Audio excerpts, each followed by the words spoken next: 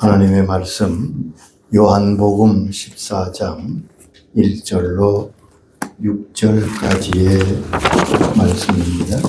신약성경 171면이 되겠습니다. 너희는 마음에 근심하지 말라. 하나님을 믿으니 또 나를 믿으라. 내 아버지 집에 거할 곳이 많도다. 그렇지 않으면 너에게 일렀으리라. 내가 너희를 위하여 처소를 예배하러 가노니 가서 너희를 위하여 처소를 예비하면 내가 다시 와서 너희를 내게로 영접하여 나 있는 곳에 너희도 있게 하리라. 내가 가는 곳에 그 길을 너희가 알리라. 도마가 가로되 주여 어디로 가시든지 우리가 알지 못하거늘 그 길을 어찌 알겠삼나이까.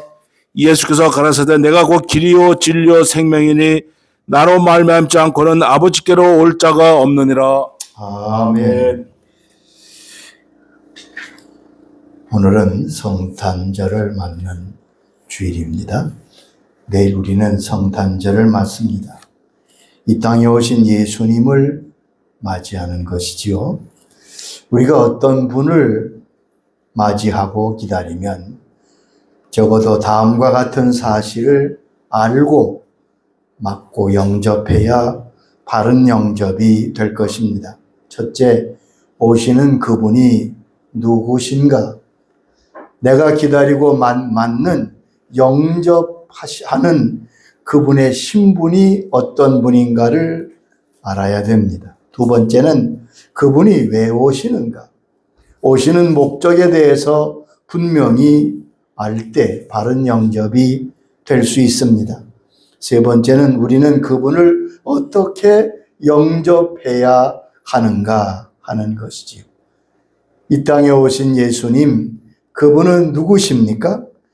우리가 맞이하는, 우리가 영접하는 예수님은 하나님이십니다.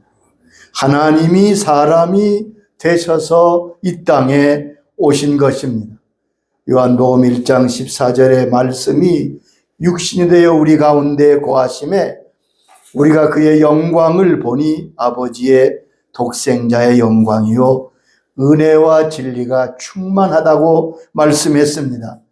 예수님은 단순히 사람이 아니십니다. 그분은 하나님이시며 동시에 사람입니다.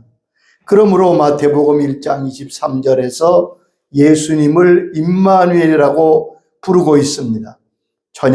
보라 처녀가 잉태하여 아들을 낳을 것이니 그의 이름을 임마누엘이라 하라 하셨으니 이는 번역한즉 하나님이 우리와 함께 계시다. 오시는 그분은 임마누엘인데 그 의미는 하나님이 우리와 함께 계신 분이라는 뜻입니다. 우리 하나님께서 이 땅에 오신 분이 주님이십니다. 오시는 그분은 하나님이십니다. 왕이십니다. 그리고 사람으로 오신 것입니다. 이미 구약 이사야는 그 귀한 탄생을 다음과 같이 예언했습니다. 이사야 9장 6절의 말씀입니다. 이는 한 아기가 우리에게서 낳고 한 아들을 우리에게 주신 바 되었으되 그의 어깨는 정사를 메었고 그의 이름은 기묘자라 모사라 전능하신 하나님이라 영존하시는 아버지라 평강의 왕이라 할 것이며. 우리는 이 땅에 오신 예수님이 어떤 분이신가를 분명히 알고 영접해야 합니다. 베드로의 고백이 우리의 고백이 돼야 되겠지요. 주는 그리스도시요 살아계신 하나님의 아들이시니이다. 두 번째, 그러면 주님은 왜 이 땅에 오셨습니까? 주님이 이 땅에 사람으로 오신 목적이 무엇입니까? 그 목적은 죄인을 구원하러 오신 것입니다. 구원자로 이 땅에 오셨습니다. 마태복음 1장 21절 보면 아들을 낳으리니 이름을 예수라 하라. 이는 그가 자기 백성을 그들의 죄에서 구원할 자라고 말씀하셨습니다. 요한복음 3장 17절에도 말씀하셨습니다. 하나님이 그 아들을 세상에 보내신 것은 세상을 심판을 하심이 아니요 그로 말미암아 세상이 구원을 받게 하려 하심이니라. 예수님께서 이 땅에 오셨습니다. 하나님의 아들로 오시고 구세주로 오셨는데 여기 말씀하신 대로 그 아들을 세상에 보내신 것은 세상을 심판하려 하심이 아니요 예수님으로 말미암아 세상이 구원을 받게 하려 함이라고. 예수님이 오셨습니다. 그리고 또 한 번 오실 것입니다. 재림하시지요. 그런데 재림하시 다시 오시는 예수님은 그때는 심판자로 이 땅에 오실 것입니다. 초림의 주님과 재림의 주님은 오시는 목적이 다릅니다. 주님도 친히 말씀하셨습니다. 요한복음 10장 10절에 말씀하셨습니다. 도둑이 오는 것은 도둑질하고 죽이고 멸망시키려 하는 것뿐이요 내가 온 것은 양으로 생명을 얻게 하고 또 풍성히 얻게 하려는 것이라. 내가 온 것은 양으로 생명을 얻게 하고 더 풍성히 얻게 하려는 것이라고 친히 말씀하셨습니다. 예수님은 본인이 누구신가를 여러 차례 말씀하시되 여러 비유로 말씀했습니다. 나는 생명의 떡이다. 나는 선한 목자다. 나는 포도나무요 너희는 가지다. 오늘 본문 요한복음 14장 6절에 나는 길이요 진리요 생명이라고 말씀했습니다. 주님이 길이 되신다고 말씀했습니다. 길이 무엇입니까? 어떤 목적지를 향하여 나아가는 것, 그것이 길입니다. 그러므로 길을 따라가면 우리는 가려는 목적지에 도달할 수 있습니다. 예수님이 친히 길이라고 자신을 우리에게 말씀하셨습니다. 성경에 길의 의미가 여러 가지로 나타납니다. 성경에서는 길을 무엇이라고 말씀합니까? 길은 하나님이나 사람이 하는 일의 모양, 또 역사의 모습을 길로 표현한 것을 알 수 있습니다. 하나님께서 자기의 뜻을 나타내실 때, 그리고 하나님이 하시는 역사하는 방법을 길로 표현했던 것을 볼 수 있습니다. 이사야 55장 8절로 9절에 말씀했습니다. 내 생각이 너의 생각과 다르며 내 길은 너의 길과 다름이니라. 여호와의 말씀이니라. 내 길은 너의 길보다 높으며 내 생각은 너의 생각보다 높음이니라. 여기 보면 하나님과 우리가 다르다고 말씀했습니다. 종종 사람들의 착각은 자꾸 하나님을 자기처럼 생각하는 거예요. 하나님은 우리 같은 피조물이 아니잖아요. 하나님은 주인이시고 또한 창조주시고 주권자십니다. 성경에 보면 하나님과 우리가 크게 세 가지가 다르다고 말씀하셨습니다. 첫째, 생각이 다릅니다. 생각이 달라요. 같은 식구라도 생각이 같지 않습니다. 어떤 가정은 5식구인데 외식을 하기가 참 어렵다고 합니다. 5명이 다 생각이 달라서 한 음식점에 들어가기가 어렵다는 거예요. 참 그럴만도 하겠다 싶어요. 하물며 하나님과 우리의 생각이 같겠습니까? 또 하나님과 우리는 그 방법이 다릅니다. 내 길은 너희 길과 다르다는 말씀하셨어요. 하늘과 땅처럼 다릅니다. 여러분, 하나님은 우리 생각처럼 우리가 의도한 대로 일하지 아니하십니다. 하나님은 하나님의 방법대로 역사하십니다. 꼭 그걸 기억하세요. 많은 분들이 자기 방법대로 자기 생각처럼 하나님이 해주시기를 바라는데 그것은 빗나간 것입니다. 하나님은 하나님의 뜻대로 하나님의 방법대로 역사하십니다. 그리고 하나님은 우리와 때가 다릅니다. 하나님의 때가 있습니다. 하나님의 시간이 있습니다. 그러므로 믿음이 무엇입니까? 내 생각은 접고 하나님의 뜻을 받들고 내 방법은 뒤로 하고 하나님이 하시는 방법에 순종하며 하나님의 때까지 기다리는 것입니다. 그것이 신앙입니다. 여러분, 그것이 믿음인 것을 잊지 마세요. 그것을 자기 생각을 고집하고 자기 방법을 고집하고 자기 때를 내세우는 것은 자라고 합니다. 그 자아를 버리고 주의 뜻에 순종하는 믿음의 사람들이 될 수 있기를 바랍니다. 또한 인생 삶을 길이라고 표현했습니다. 우리가 걸어가는 모든 인생의 삶을 길로 성경은 표현했습니다. 잠언 5장 21절 말씀에 말씀합니다. 대저의인의 길은 여호와의 눈앞에 있나니 그가 그 사람의 모든 길을 평탄하게 하시느니라. 의인의 삶을 의인의 길이라고 말씀하시면서 그 모든 길을 평탄하게 인도하신다고. 욥기 31장 5절에는 더 구체적으로 말씀하십니다. 그가 내 길을 살피지 아니하느냐, 내 걸음을 다 세지 아니하시느냐. 여기 보면 하나님은 우리의 삶의 길을 살필 뿐 아니라 내 걸음을 세고 있다고 말씀하십니다. 인생길을 주님께서 걸으십니다. 그런데 우리 주님께서 길이 된다고 말씀하셨습니다. 하나님께로 가는 길입니다. 아프리카 선교사님이 한 번은 전도사에게 나갔다가 그만 길을 잊어버렸습니다. 아프리카는 정글이 많은 곳이지요. 도무지 길을 찾을 수가 없습니다. 그래서 정글 속에 있는 한 부락에 찾아가서 길을 잃었으니까 자기를 길을 좀 가르쳐 달라고 부탁합니다. 그 족장이 그 얘기를 듣더니 한 청년을 보내서 그 선교사님을 안내하게 했습니다. 근데 이 청년이 나를 따라오십시오. 그러더니 걸어가는데 얼마나 걸음이 빠른지 쫓아갈 수가 없어요. 너무 힘들어서 청년을 불러서 이제 길을 가르쳐 주면 내가 그 길을 따라갈 테니까 길만 가르쳐 달라고 부탁합니다. 이때 청년이 그럽니다. 선교사님, 이 정글에는 길이 없습니다. 내가 곧 길입니다. 우리처럼 길이 있는 게 아니라 그 청년을 따라 그는 자기 집으로 돌아올 수 있었습니다. 여러분, 예수님께서만이 길이십니다. 예수님은 어떤 길이십니까? 구원의 길이시지요. 생명의 길이시지요. 예수님 우리를 구원하시러 오셨습니다.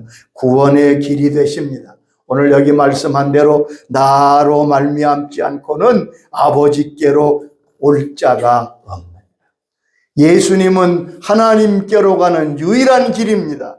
구원받는 유일한 길입니다. 여러분, 예수 외의 길이 없습니다. 예수님 외에 천국 갈 자가 없습니다. 요즘 WCC나 이 종교다원주의는 그러므로 다 잘못된 것입니다. 길이 여럿이 있는데 그 가운데 예수님이 한 길이 아닙니다. 예수님만이 구원의 길이십니다. 여러분, 구원이라는 말씀을 많이 듣습니다. 우리는 구원받았다고 말합니다. 그런데 이 구원이라고 하는 뜻을 잘 이해하지 못한 경우가 많습니다. 여러분, 내가 구원받았습니다. 당신 구원받았습니까? 구원의 뜻이 무엇입니까? 그것은 값을 치르고 죄인을 풀어준다는 뜻의 의미의 단어입니다. 노예 제도가 있을 때 노예로 잡힌 누구를 값을 주고 그 노예를 사서 그 노예에게 자유를 허락하는 것, 그때 내가 너를 구원했다, 그렇게 쓰는 것입니다. 그러므로 구원이라는 말은 다음과 같은 의미가 포함되어 있습니다. 이전까지 그를 억누르고 또한 속박하던 힘을 깨트리는 것입니다. 자기를 억압하고 자기를 옥죄였던 세력을 깨트리는 것, 그 세력을 깨트려서 자유를 주는 것을 구원이라고 합니다. 우리를 억압하고 누르는 힘이 있습니다. 그 힘을 깨트리기 전에는 절대로 자유할 수 없습니다. 그 억압하는 힘을 깨트리신 분이 바로 주님이시고 그 힘을 깨트리기 위해서는 값을 지불해야 됩니다. 예수님 말씀하셨습니다. 요한복음 8장 34절에 죄를 범하는 자마다 죄의 종이라. 이 말씀을 잘 기억하세요. 여러분, 죄는 그저 죄를 짓는 것으로 그치지 않습니다. 죄를 범하는 자마다 죄의 종이라, 즉 죄에 붙잡힌다는 말입니다. 여러분, 죄를 자꾸 지으면 죄는 합법적으로 마귀를 불러들입니다. 죄 있는 곳에 사단이 역사합니다. 그리고 그 역사는 사람을 속박하고 죄로 끌고 다니게 되는 것입니다. 그러므로 모든 사람은 죄에 눌려 있습니다. 죄의 싹은 사망이기 때문에 그렇습니다. 죄의 노예가 되었습니다. 세상에서 죄와 사단의 힘을 대항하여 이길 자는 아무도 없습니다. 예수님이 오셔서 십자가를 지심으로 나의 죄값을 지불하시고 사단의 힘, 마귀의 세력을 깨뜨리셔서 우리를 자유케 하셨습니다. 그것이 바로 구원입니다. 여러분, 우리는 예수님께서 십자가를 지심으로 내 죄가 씻음받고 구원을 받았다, 그렇게만 알고 있는데 다른 면을 같이 알아야 구원을 더 확실히 알 수 있습니다. 요한일서 3장 8절에 그 말씀을 하셨습니다. 요한일서 3장 8절. 죄를 짓는 자는 마귀에게 속하나니 마귀는 처음부터 범죄함이라. 하나님의 아들이 나타나신 것은 마귀의 일을 멸하려 하심이라. 죄를 짓는 자마다 마귀에게 속했다고 분명히 말씀하면서, 그런데 주님께서 십자가를 짐으로 우리의 죄를 용서했다, 그런 말씀은 성경에 많지만 요한일서 3장 8절은 다르게 표현하고 있습니다. 예수님이 나타나신 것은, 하나님의 아들이 나타나신 것은 마귀의 일을 멸하려 하십니다.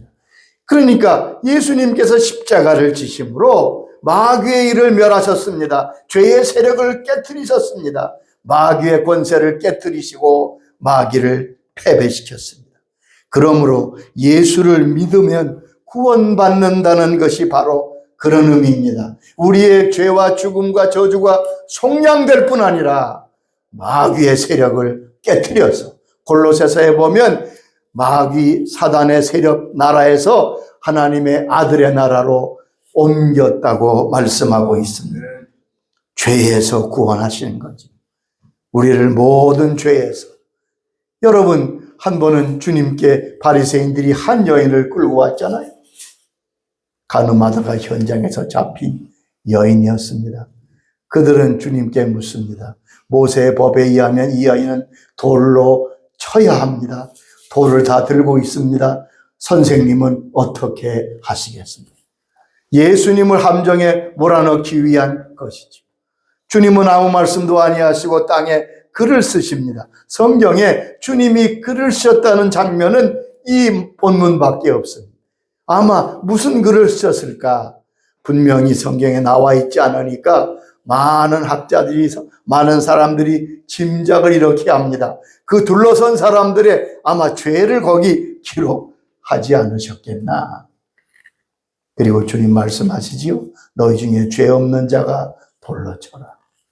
죄가 없다고 생각하는 자가 돌로 치도록 해라. 이때 양심의 가책을 받고 사람들은 한 사람 한 사람 돌을 다 버리고 다 물러갑니다. 여인 홀로 남았습니다. 주님 뭐라고 말씀하십니까? 나도 너를 정죄하지 아니하노니 가서 다시는 죄를 범하지 말라. 죄에서 자유를 주시려고 주님께서 오셨습니다. 예수를 믿고 죄를 회개하면 모든 죄에서 용서받고 자유케 됩니다. 여러분, 이 진리 되신 주님을 굳게 의지하실 수 있기를 바랍니다. 예수님은 모든 저주로부터 자유케 하신 분이십니다.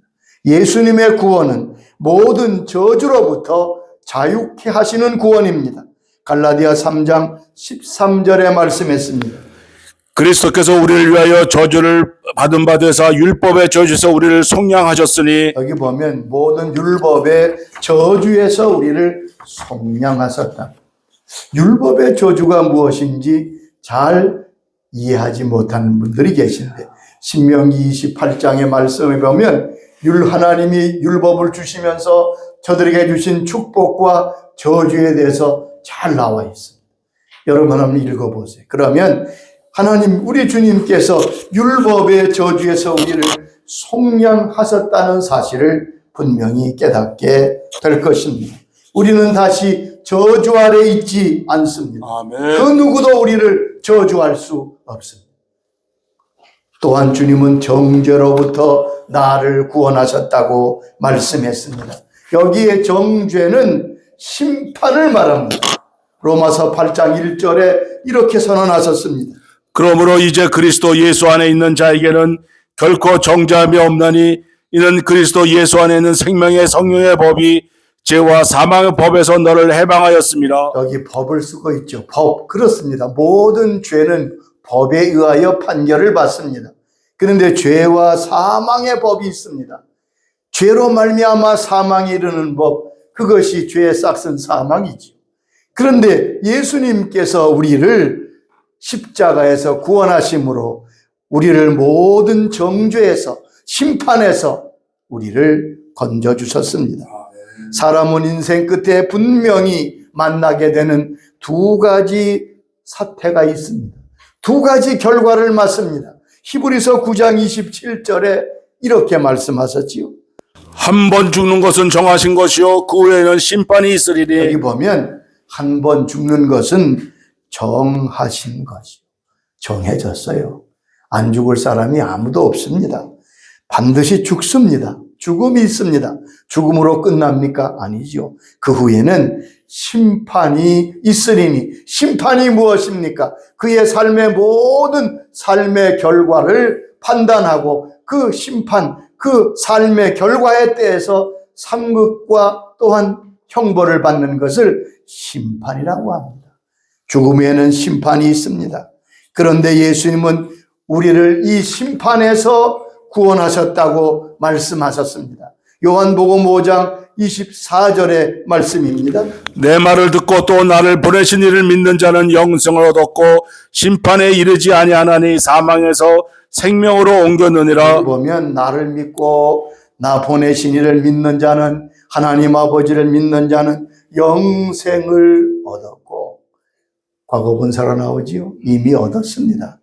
심판에 이르지 아니하나니 사망에서 생명으로 옮겼느니라. 그것이 바로 우리 주님께서 베푸신 구원의 은혜입니다. 그러므로 우리는 예수님을 왕으로, 구세주로, 나의 주인으로 영접하며 믿어야 하는 것입니다. 나는 주님을 나의 하나님으로 믿습니다. 나는 예수님을 나의 주인으로 믿습니다. 나의 죄와 죽음과 저주를 속량하신 구세주로 믿습니다. 여러분, 믿음이란 믿습니다가 아닙니다. 자꾸 사람들이 내가 믿습니다 하는 것이 믿음인 줄 아는데 아니요. 믿음은 영접하는 것입니다. 믿음은 예수님을 왕으로 영접하고 예수님을 구주로 영접하고 나의 주로 영접하여 그분께 순종하는 것, 그것이 곧 믿음입니다. 오늘 여기 본문에 예수님은 하나님께로 나가는 유일한 길이라고 말씀하셨죠. 나로 말미암지 않고는 아버지께로 갈 자가 없다. 나로 말미암지 않고는 하나님께로 천국으로 갈 자가 없다는 말입니다. 유일한 문이십니다. 유일한 길입니다. 한 번은 요한 웨슬레가, 그분은 감리교를 세우신 분이지요. 어느 날 꿈을 꾸다가 천국에 가게 됐습니다. 천국 꿈을 꾸었던 거죠. 그는 천국 문 앞에서 베드로를 만났다고. 베드로에게 묻습니다. 베드로 사도님, 우리 감리교인들이 천국에 얼마나 들어와 있습니까? 베드로가 말해요. 한 사람도 없다. 아니, 감리교인이 한 사람도 없더니 깜짝 놀라. 야, 이거 내가 성도들을 잘못 지도했나? 그 장로교인만 와 있나? 그러면 장로교인은 얼마나 왔습니까? 장로교인도 한 명 없다. 아니, 어떻게 된 거야? 그럼 이게. 우리가 종교개혁을 했는데 장로교도 한 명 없고 감리교도 한 명 없으면 전부 천주교인들인가? 다시 무슨 천주교인은 몇 명이나 됩니까? 천주교인도 한 명도 없다. 너무 놀래가지고 의아해서 그럼 누가 있단 말입니까? 천국에. 그랬더니 베드로가 그러더랍니다.